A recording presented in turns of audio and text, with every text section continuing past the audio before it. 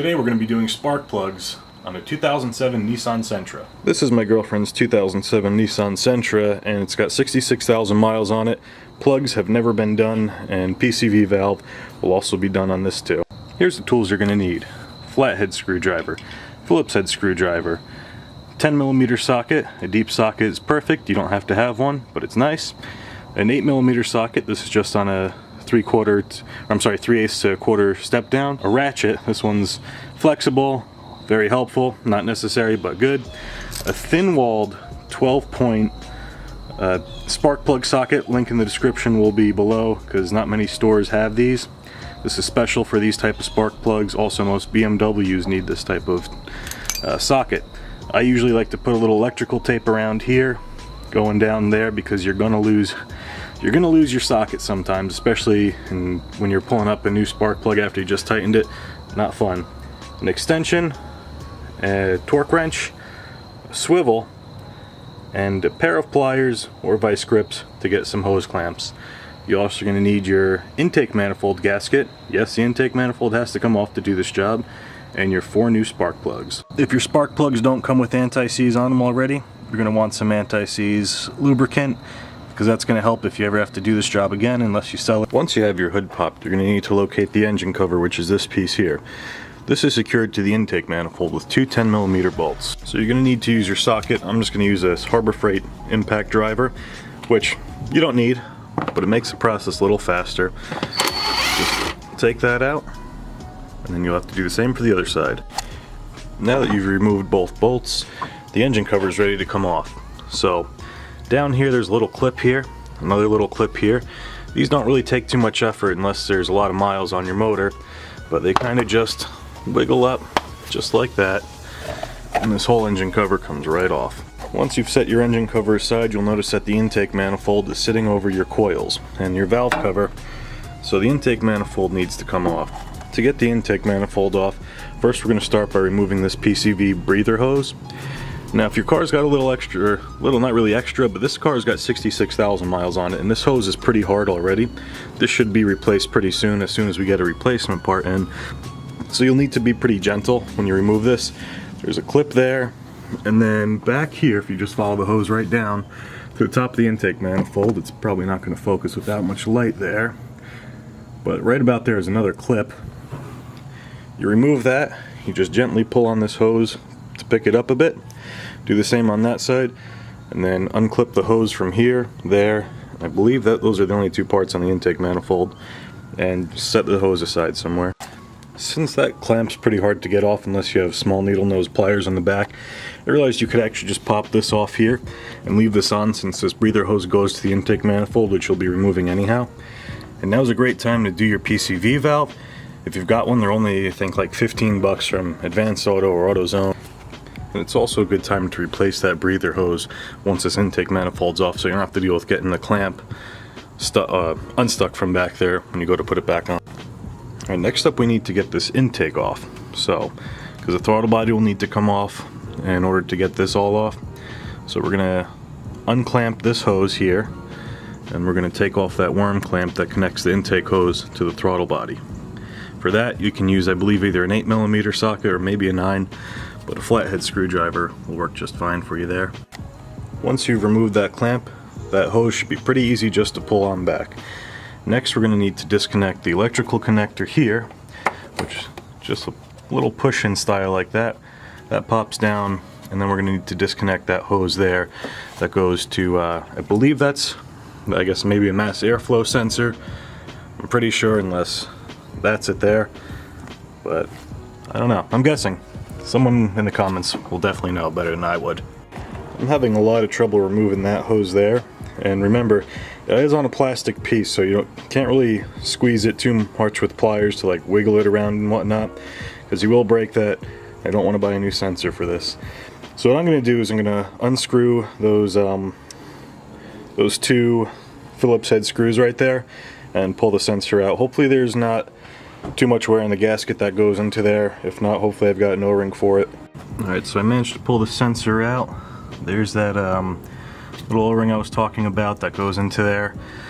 That looks pretty good, so I'm probably going to be just fine reusing it. And so this next step, this is where you got a choice. You can either disconnect the throttle body, removing it by unbolting these 4 bolts from the intake manifold, or you can take the intake manifold off with the throttle body. And to do that, you need to take that clamp down there, and that other one, this thing doesn't want to focus anymore, that other clamp right down there as well. And once you get those 2 off, the only thing left is back here. I don't know if you'll be able to see it. There's this drive-by-wire, pretty much sensor clip here. Let's see if I can pop this out. There we go. It's just a standard clip, pretty much, no trick to it. Just depress that side, you pull this back, and that controls this whole throttle body. So I'm going to try to take this out, this manifold out, with the throttle body still attached to it. I tried to get those hose clamps off. Those hoses are pretty much seized on that throttle body. I don't have replacement hoses, so I don't want to risk breaking them.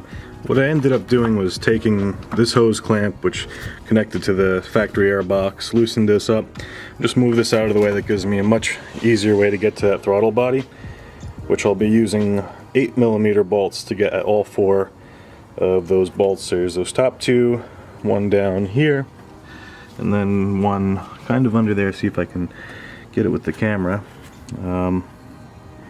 Well, having a hard time doing that. But if your hoses aren't as stuck as that, you can just kind of, like I said before, take the throttle body off with the intake manifold. The throttle body's now off, and just be careful when you're moving it, because there's a little gasket kind of sticks up there a little bit. And I don't have a replacement gasket for the throttle body. You can find them online for like 10 bucks. I happen to not have one, so I don't want to lose that. Doesn't look too bad, so I should be okay reusing it. So once that's off, we just have to grab these bolts here, which are 10mm. I believe there's a total of 5 of them. It's 1, 2, 3, I don't think there's one up there. 4, maybe there is one up there. Yeah, there we go, 5. And then once that comes out, this should be pretty much free to go. Actually, no, I lied to you. There's a little bracket back here. It's another 10mm bolt. You can either unbolt it from there, or from there, wherever you choose, whichever's easier for you.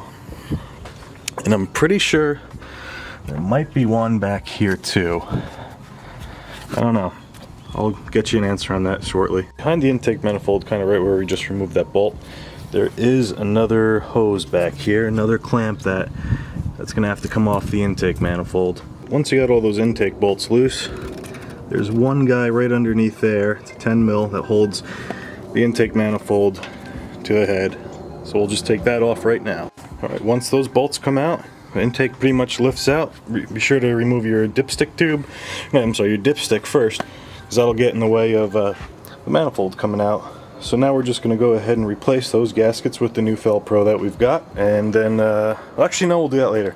Let's get to the spark plugs. So to do the spark plugs, getting a little off topic here, it's always a good idea when you have exposed intake ports to plug them up with shop rags, which we're going to do first, so that way we don't get any like dust, dirt, or more importantly any bolts down there. Now that you've got those intake ports plugged up with some paper towels or shop towels, it's time to go ahead and take these coils off. These are 10mm bolts that you're going to remove for each coil. It's a good idea to undo these clips first, which are pretty simple. You just kind of push down and pull back, and then you're going to want to make sure, just do them one at a time, because you don't want to mismatch, you know, going over there, going over there. They kind of make it difficult to do with the harness, but if there's a chance to do it, just do them one at a time. That way you also don't mix up the coils as well when you're about to drop the plugs in.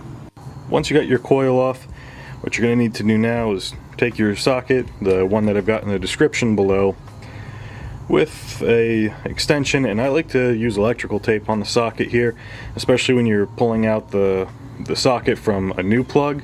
You got it all tightened up. You'll usually lose a socket down there, which you don't want to do. This makes it a lot easier, and you're guaranteed pretty much to not lose the socket at the same time of tightening it up. So I got the old plug out of cylinder 1, and I think that's cylinder 1. I don't know, I'm not too familiar with these motors, but it's not that big of a deal for now. It's not going to want to focus at all. But this plug has some age, 66,000 miles on it. we're going to go ahead and replace it with a new one. Also, now is a great time if you have a valve cover gasket leak while your intake manifold's off. Just get it done now, because they're only like 15 or 16 bucks for a Fel-Pro set, and you don't want to have to take off the intake manifold again just to do that quick job. So now we got our new spark plug. These Denso iridiums claim that you don't need to gap them.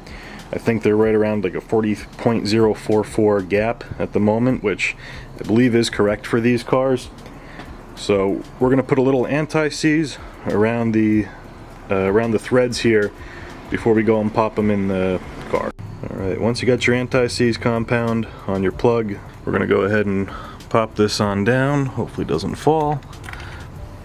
Alright, and then we're just going to go hand tight for now. Once we get that all the way to where it's no longer able to be turned by hand, I'm going to pop the torque wrench on there and set it down to 17 foot-pounds.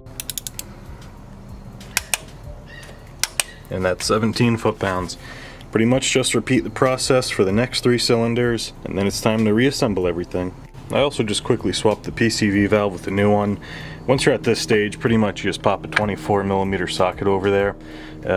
It was hand loose, pretty much, so I just loosened it up by hand, put the new one on, tightened it up by hand, but you don't want to go too tight on this. This is just a little piece of plastic going into another piece of plastic with an O-ring. Just put a little bit of oil around the O-ring on the new PCV valve right before you install it, and Bob's your uncle. Intake manifold gaskets are pretty self-explanatory. You just pull them off, being careful not, if you have to use a screwdriver. Fortunately I didn't, because they have these little tab things there you just kind of yank off. If you do have to use a screwdriver to kind of get out of them, or a little pick tool, just be careful. You can scratch this. This is plastic, and you don't want to really mar the inside there of the sealing surface, on the inside rather, of the gasket. Fortunately, this Fel-Pro kit did come with a brand new throttle body gasket, so I put that on. Same thing there, it's a little notch there, easy to pull out. And before we go ahead and install this manifold, we're going to make sure that these sealing surfaces are nice and clean. So I'm going to take a rag with a little bit of brake clean and just go around the outside while the rags are still in there. That way I'm not getting any debris in the cylinder head whatsoever. So we'll get those nice and clean, and then get that intake manifold back in. Now that we've got the manifold back in place, we're going to go ahead and install these bolts first before we go ahead and install the other bolts that hold the manifold in place. Just because sometimes plastic things can shift, you might be off by a hair if you do those 2 top bolts first, and then you're never going to get those bottom ones here to line up right. You could risk stripping the bolt and stripping the head. So now this bolt pattern, these are going to be 14 foot-pounds of torque. That's all you're going to want to put on here. Bolt pattern is going to go like this. We're going to go down 1 here, then 2, then 3, 4, and then over there is going to be your last one, 5. I usually like to do it about 5 or 6 foot-pounds at a time. Just go through and then give that final torque. Make sure they're all at 14 foot-pounds. Last thing I'm going to do here is start it up. I put everything back together. That didn't take very long, maybe about 5 or 6 minutes. While the cover's off, start it up, see if I can see anything weird, or if there's any vacuum leaks, or if it's idling, and hopefully it's running just fine. Okay, so perfect. I'm actually glad I found an issue. I completely forgot to plug in the brake booster line behind the intake manifold.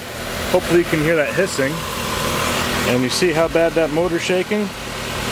Well, hopefully the camera's picking it up, but it is not running very happy with that big vac line. So I'm going to go and shut it down, plug that vac line in, and retry. Alright, it's not idling nearly as high. It's a lot more happy, no more bouncing. I don't hear any vacuum leaks, no check engine lights, so I'm going to go take it for a drive and see how it is. Now that it runs and drives good and looks a little better, we're going to go ahead and end the video. So thanks for watching. Make sure to leave a comment below if this video helped you, if there's something else you'd like to see for this platform. BMW platforms, Toyota platforms, jet skis, boats, whatever. We have it all here. So make sure to definitely share this with a friend if you think it might help them. Hit the like button, definitely subscribe, and remember, always keep it foul.